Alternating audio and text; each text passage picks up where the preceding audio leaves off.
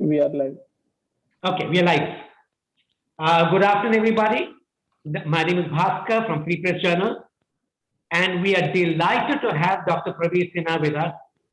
Dr. Praveer Sinha, as you already know, is the CEO and Managing Director of Tata Power. His knowledge of power generation is incredible, but the work that Tata Power does in other areas also is equally fascinating. Just before we have started this web chat, we are talking about how Tata Power has actually revived an endangered species of Mahasi fish in his Khopoli plant, which is perhaps one of the largest nurseries for this variety of fish. They have a great nursery for medicinal plants, but that's another story. Today we're going to talk about power generation and what's the vision that he has for India. Tata Power, as you know, was the foremost of all players in the power generation on the power generation scene. And Praveerji, welcome. And I would like you to first talk about your view on why Tata Power is relevant to the Indian dream of energy security. Praveerji, over to you. Thank you, Mr. Bhaskar. Always a pleasure. Thank you to Free Press Journal. Thank you to CIS College of Arts, Science and Commerce. And good afternoon to all the viewers who have joined for this webinar. I'm really grateful for Mr. Bhaskar for his introduction. Really appreciate. For Tata Power, power generation and providing clean power is something which is part of the DNA of the organization. Way back in 1900, when Jamshedji Tata wanted to set up a power generation plant, he said that he wants Tata Power to be the vehicle for setting up clean, green, affordable energy for the people of this country. This was a vision in 1900 when there were no power plants. And the first power plant was set up, which was a hydropower plant in Lonavala. And the Khopoli power plant was inaugurated in 1915. And since then, Tata Power has always been in the forefront of bringing new technologies and providing clean and affordable power. And let me tell you that while we were there in coal-based, we also always ensured that we use state-of-the-art technology. We use all the technology available to ensure that the pollution levels are the minimum. And Mumbai city has been fortunate to have the Trombay plant, which supplies power to both the south and the north Mumbai.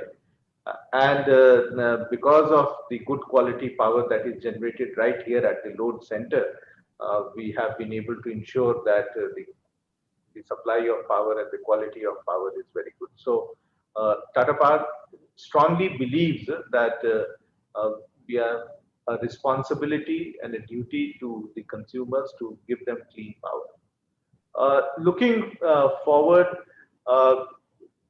as a country, we have always looked at clean and green energy. We have always been very fond of our nature.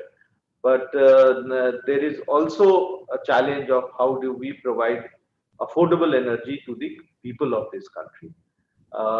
Last many years, I would say last 10 years, a lot of work has been done in the renewable energy space.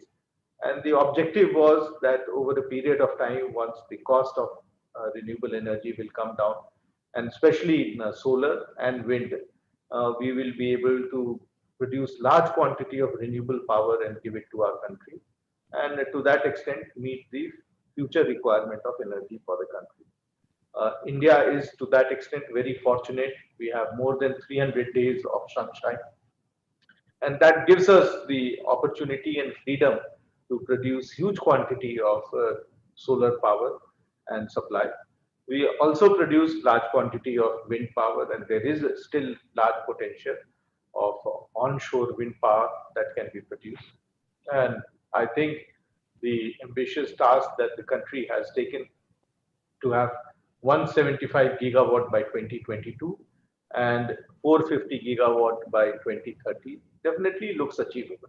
And what I would like to say is that when we look at these numbers, we should look at the directional intent rather than getting bogged down that instead of 175, if suppose we set up 160 gigawatt by 2022, I don't think we should get very paranoid and very worried and disturbed because of that. Similarly, instead of 450 in 2030, we do it in 2031. We should again not be getting very worried about it because directionally we are going in the right direction, and that is the way that the country will produce energy in future and use it by the people of this country. So I think uh, this is a very big directional shift that is happening. It also means that many of our coal-based plants, they will, once they complete their PPA terms, once they complete their useful life, they will get decommissioned. And this is happening globally. This is not something that is unique to us. Globally, there are a large number of countries who have a timeline to close down their coal-based plants once they complete their useful life. And they will, of course, be producing power from other sources, which are non-carbon sources, and to that extent, bring renewable power. Tata Power has been in the forefront in this area. In fact, 2 years back, we took a call and said that we will not put any more coal-based plants, and we will become net zero before 2050 because we have some PPAs which are there till 2038 and 2041. But we are targeting to see that we will do it much before 2050, though the country has not taken stand on net zero carbon and no Indian company has taken. Tata Power has shown leadership in thought and both in action that we will be the first one in the country to become net zero. And we are very proud of this leadership that we have demonstrated. It means a little bit of sacrifice, but so be it. In the larger good, I think it's important that we move towards clean energy. We will today our renewable generation or non-carbon generation is 31%. By 2025, we will become about 60%. In spite of the fact that we will be doubling our capacity from our nearly 13 gigawatt, we will become 25, 26 gigawatt by 2025-26. And we will become nearly 70 plus percent of our generation capacity by 2030 in renewable space. So I think we are very, very clear that in Tata Power, we will become the front runner in terms of driving the renewable initiative. And all steps are being taken to ensure that we have the right technology, right equipments, and the right people and the capacity building that we do so that we run these plants very efficiently. So it's a great opportunity for this country and for all of us in this country and for Tata Power that we are participating in the big agenda of the government, and we will be a part of the transformation that will happen in the country. And the other question that I want to know from you is, unlike most power players, power production centers, you have a footprint not only in India but have a tremendous presence overseas as well. Could you talk about your overseas ventures first? So we have investments outside India, and again, those are all our clean energy investments, excepting for the coal mine investment that we did in Indonesia. So we had a wind energy project in South Africa, which of course we have divested last year. Okay. We have a hydropower plant in Zambia. We have a hydropower plant in Georgia. We want to divest because many a times what happens is we went to these countries with anticipation that there would be large amount of power generation capacity that will come. We don't want to do just one investment, but do multiple investments and bring a change and a transformation in those countries. Unfortunately, those opportunities did not come over there because of various local issues, geopolitical considerations. and we are not able to grow over there, and that's why we plan to divest and come out of that. We also have a hydropower plant in Bhutan, which we did with government of Bhutan, and that supplies power to India. So we have footprints outside, but right now we feel that India offers much bigger and much larger opportunity, and our focus is in doing investment, large scale investment in next 5 to 10 years in the renewable space, and many of the allied operations and businesses that we are looking along with the renewable business. When you say that India will offer more opportunities, uh, does it mean that your plans of trying to develop power production centers and coal mining in eastern Siberia, which are with discussions have been going on for some time, will they be shelved or they will continue? We have already shelved that, and we took a call 2 years back when we said that we will not get into coal anymore. And Okay. it meant not only setting up new coal plants or expansion of existing coal plants, it also meant that we will not make any fresh investment in coal mines. So we discontinued that project, and last year we have informed the government that we are not no more pursuing that project. Wonderful. And Bhutan, are you expanding the capacity? No, no, it is a run of a river project. It does not have a opportunity to expand that. Of course, we are looking at more opportunities, but there are certain issues relating to Bhutan and the Indian government, and whereby once those are sorted out, we can possibly look at opportunities to add or set up new plants. Okay. Coming to India, uh, you have been a pioneer in the field of renewable energy. You were the first people to set up hydroelectric plants in the country. You are a big player in the hydroelectric space. You also had some very innovative concepts in solar power, and your expansion of solar power continues. When you look at solar power, one of the things that I have always believed is India's real strength is rooftop solar. I'd like your view on the solar front in large solar plants and rooftop solar. So, in solar field, Tata Power started way back in 1991.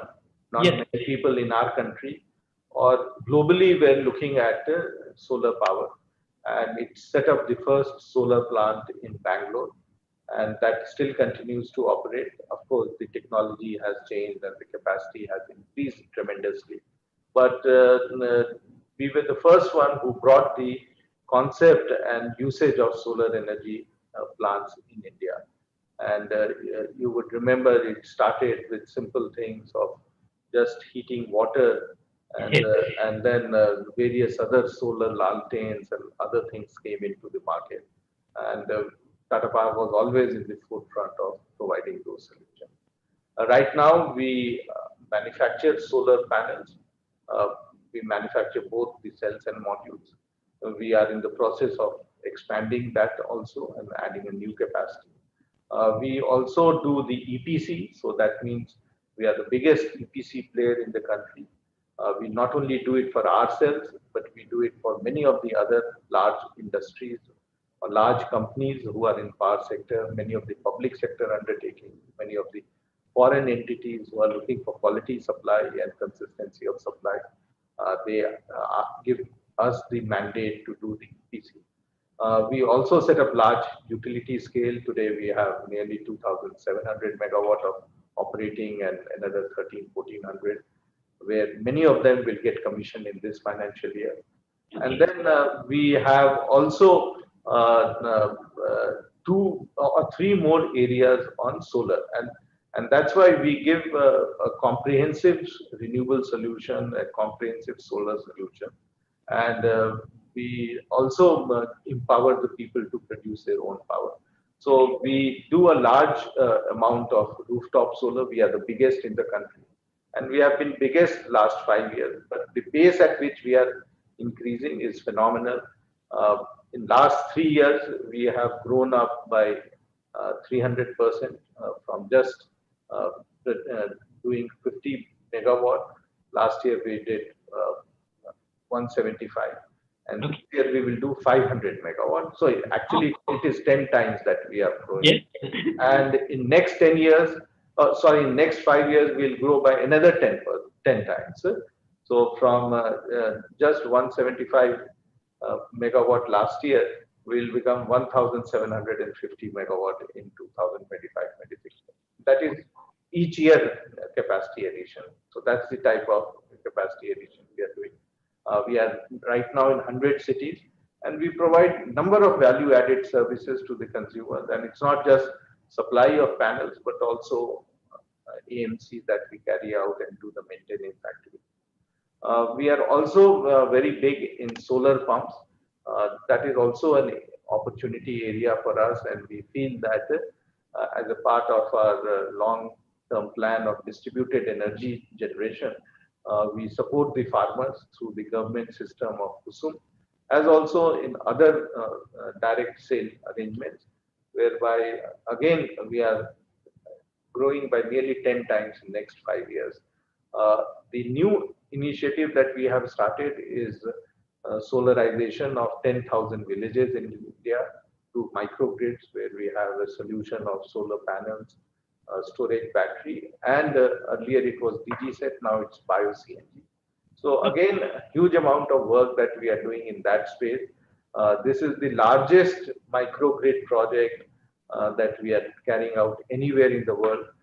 It is under a program of universal access of energy, and as a part of the global initiative of removing energy poverty.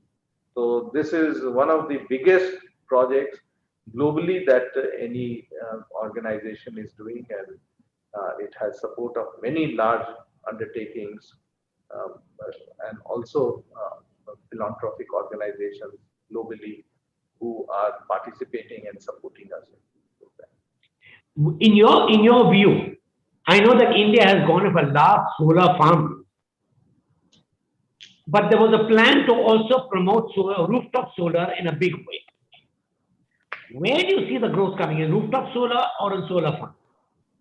So I think it's not either or, it's and. So Okay, there will be utility scale because there is an opportunity to move away from coal-based plants correct. for large requirement. But at the same stage, there is a requirement for rooftop solar. And rooftop solar need not always be rooftop solar. While it says that, uh, typically it can be also ground mounted. So you have domestic consumers, residential consumers who will go for rooftop. There are also large number of industrial and commercial consumers who are going, and institutional consumers. Government is providing all sorts of support to them. Just few days back, they came with a policy of open access to the smaller consumers of 100 kilowatt and above. They are now also, there's an exchange whereby on a real-time basis and day-ahead market, you can sell solar energy. And many solutions are coming whereby when we talk of renewable energy, how we can make it 24/7 energy. And Tata Power itself in Mumbai city, we have started doing that. We are giving 24/7 renewable energy to our consumers. And so to that extent, I think there are a whole lot of innovative solutions and products are coming, and that will help consumers to take a choice whether they want 100% renewable or 80% or 50% or 30%, depending upon their appetite and intentions, you can select from the menu. So, so rooftop solar, distributed solar, solar pumps, mini microgrids are basically initiatives to empower the customer so that they can produce their own energy, they can consume themselves, they can give it to the grid, and in some cases they can sell within their peer group or within a community. So that option is also there, and we find that the whole democratization of supply of electricity is Yes. taking place. Yeah. Talking democratization of power supply, you have done a lot of work on on reaching households and offering household solutions for power consumption. Could you talk about that? Yeah, absolutely. We provide them now solutions whereby a consumer can connect with us, and we do the whole designing, testing of their roof, whether it is has the right strength to bear the weight of the solar panel, and also do the whole erection commissioning, and you do a 5-year AMC or a 7-year or 10-year AMC to Okay. ensure, and you also arrange financing, you also arrange the insurance for that. So basically, it's a single point responsibility. It's a Tata name which is there, and customers are uh, very confident that once it's a Tata product, uh, they can be assured that the quality of supply will be there and they will get a proper service. So I think the penetration of rooftop solar, which we have started working in last few years, this was not there. I would say more about before 3 years. It's only in last 2 to 3 years that we have started looking at this very closely. There were earlier very many small players, fringe players, who were just trying to sell the product without guaranteeing any output. They were the ones. Now that we have come in and we are assuring that sort of supply, there are large number of consumers who are now moving towards that. And we also now arrange financing arrangement and all that at very competitive rate. So it's a comprehensive solution that we are providing under one Tata brand, and many of the consumers are showing huge amount of interest, and that's why I shared some numbers with you that it's growing at a very fast pace, and I'm sure that going forward this will become a norm, not only in the major cities but also in tier 2 and tier 3.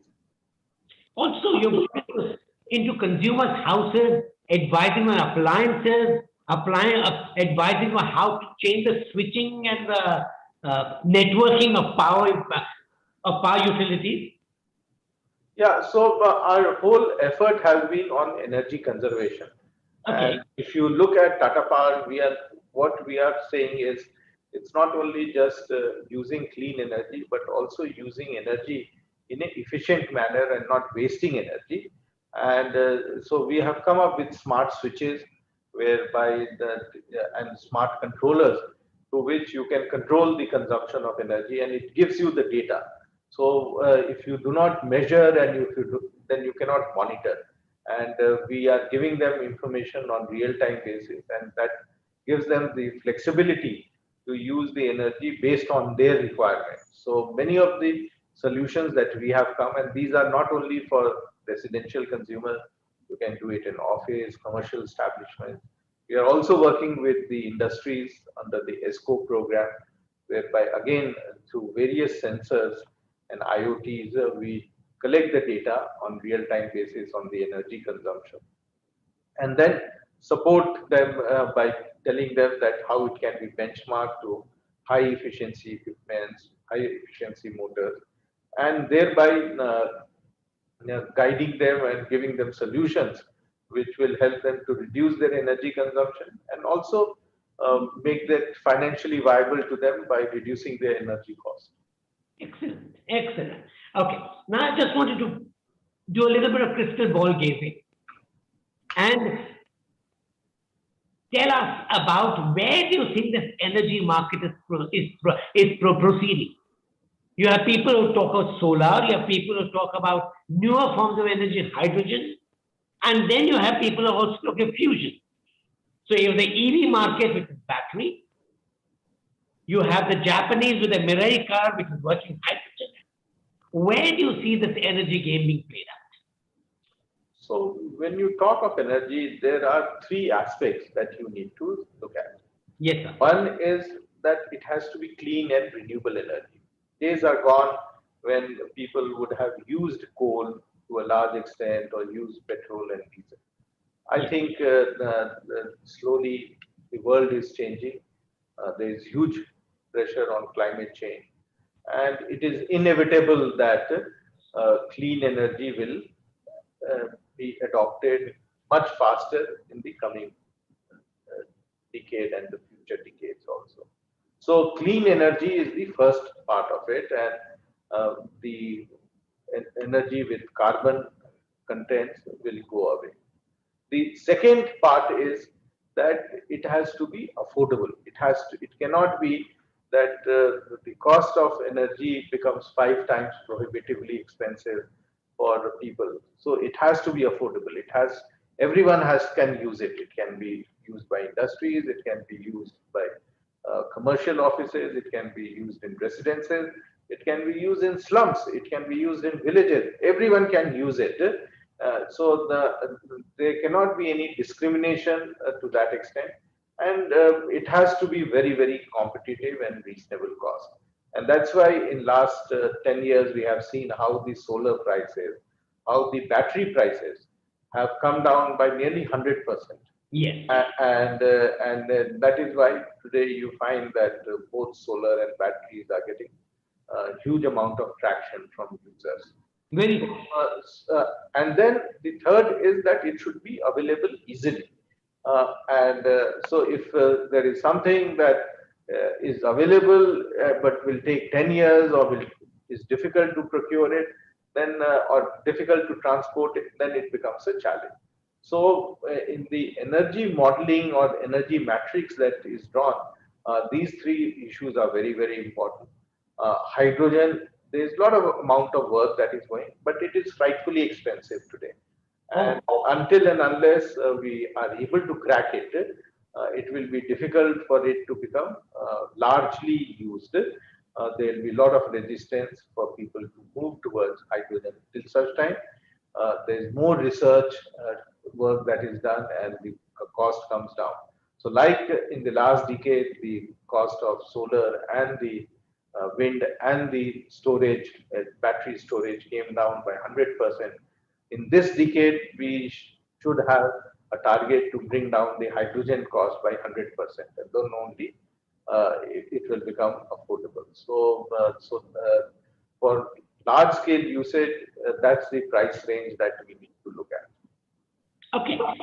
When going through the YouTube channel, I found that you are involved in looking at examining, maybe even promoting new technologies of how to conserve power, how to save power. Are there any exciting stories on that front that Tata Power can talk about? Yeah, so the products that we came out on home automation, Yes. some of the products that we are working on ESCO services, these are all products where we have worked very closely with startups and we have supported them in carrying out their research activity so that we come up with affordable solutions. Very low cost sensors have been designed and we are using some of them whereby you just put it on any machine uh, at various locations and it will measure either the temperature or the current that it is using, and based on that you can then operate your machine in a much more efficient manner, and you can do predictive analytics and things like that. So there's a whole lot of data analytic work that is going on. We also did a lot of work on bio CNG. When we were doing microgrid, we were not comfortable with using a DG set as a backup power.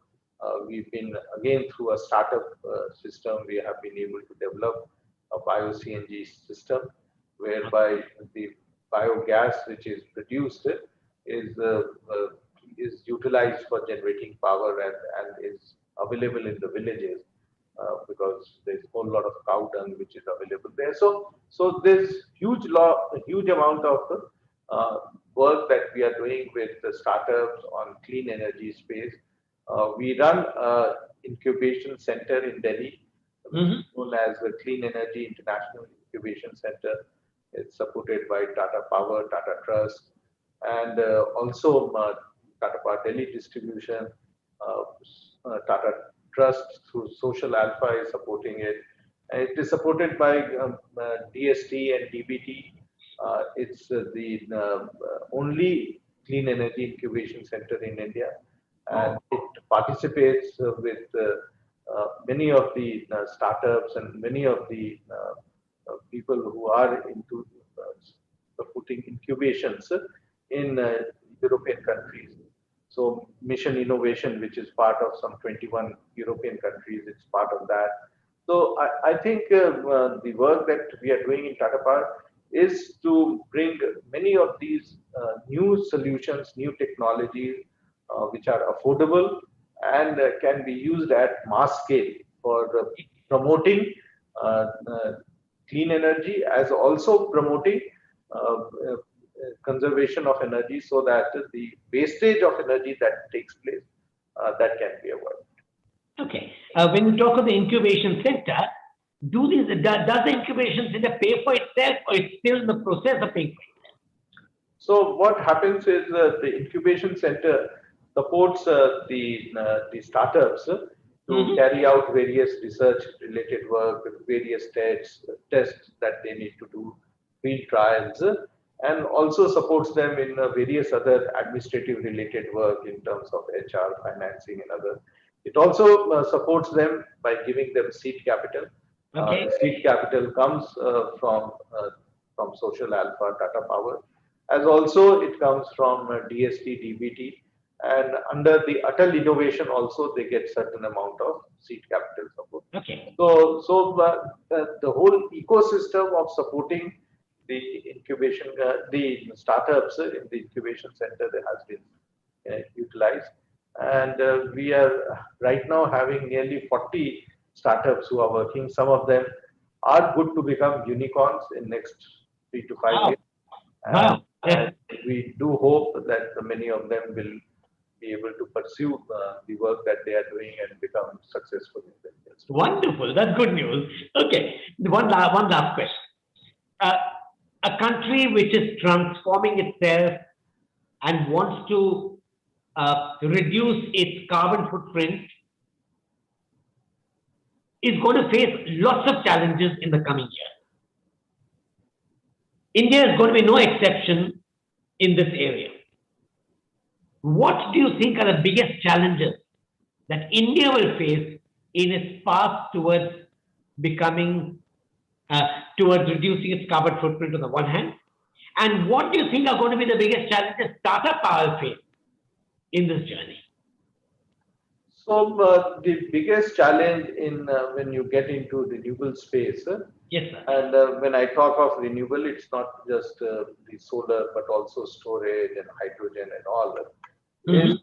Is the technology development and sourcing of raw material. Uh, when you look at the present structure, most of it is imported, whether it is for solar panels, the panels are imported, or even the raw material, the wafers or the ingots or the polysilicon. So everything is imported to a very, very large extent, and very little of it is produced in our country. And going forward, that will continue to be a challenge, because you need huge economies of scale in technology, because the rejection rates at these uh, uh, plant level have to be very low, and you have to be competitive.